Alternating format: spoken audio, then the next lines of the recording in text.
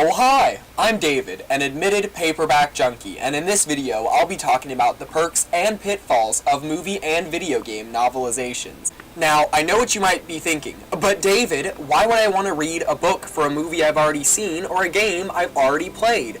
Well, there's a whole host of reasons, but I'm not going to get into those right now, no. First, I'm going to start with a brief history of movie and video game novelizations, how they came to be, and why I'm biased toward them. Then, I'll start covering the perks and the pitfalls of reading them. On to the history. Movie novelizations were more popular in the pre-VCR days, the 1960s and 70s. That's right, I bet before most of you were born. But when I was a kid, VCRs were widely owned by most people, but before the days of home video, a novelization was a way for a fan of the film to reconnect with the source material, because when films would come out, they'd hit the theater only to never be heard of again. So, novelizations were a great way for the fans to reconnect to that source material and often grow closer to it by experiencing the story through a different medium. How do they happen? Well, this is a generalization because contracts and things like that can always be negotiated, but I wanted to give you guys an idea. Usually, the film studio will auction off the publishing rights to a publisher.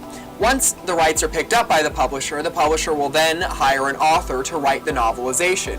The author of the novelization is usually paid anywhere from $5,000 to $15,000, and then they will receive 1 to 3% of the book's royalties. As I said, all of that's subject to change, but I just wanted to give you guys an idea. Now, where my bias is based, in the homeland of my nostalgia, childhood. Well, I had to tell you guys in this video that I'm biased towards novelizations because if it weren't for them, I might have never fallen in love with reading. Some of the first books that got me into reading were Buffy the Vampire Slayer tie-in fiction. And then I started playing video games, and I was a huge fan of the adventures of Lara Croft. So, in my preteen days, I used to draw comic books of Lara, and I would just take the game and adapt it to comic book form. And then I started making up my own stories and adventures for Lara to go on. So if it weren't for novelizations or tie-in fiction, I might never have fallen in love with reading or the art of storytelling. Now on to the pitfalls. Sometimes video game and movie novelizations get a bad rap, but it's not always uncalled for. Oftentimes, the authors of these novelizations are given a lack of insight by the film studios. Same for video game companies for the fear that the author will leak spoilers, but this often leads to big changes in the narrative or continuity fails. The authors of these novelizations are lucky to get a full script or a game guide to write the novel with, and often still lack input from the film studio who created the source material. On the flip side, sometimes studios want too much control and smother the author's creative freedom, or worse yet, smother the story through their need to control everything. That and usually novelizations are written on a tight, if not insane, schedule, usually being written in 9 weeks or less. While I was doing research, I found that apparently the author of the 1993 novelization of the film In the Line of Fire, he only had 9 days to write that entire novel, so I think that's pretty crazy. Also, if the studio does allow the author to have some creative input, it's not always a good thing.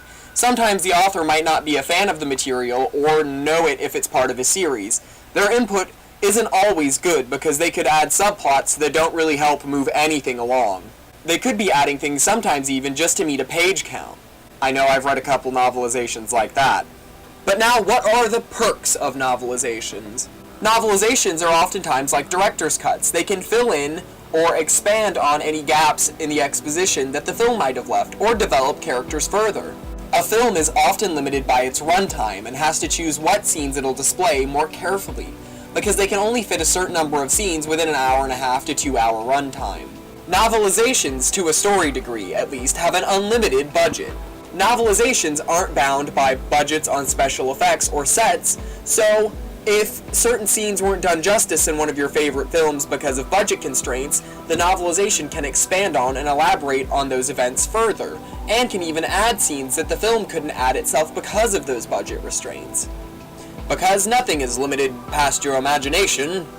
While authors getting creative freedom isn't always a good thing, sometimes if they understand and appreciate the source material, they can add scenes that bring the story together, or even add the emotional through line that the film may have been lacking. As is often the case, and is very a good thing, The authors of these novelizations are usually fans of the source material, which means that the fans can get the director's cut they always wanted.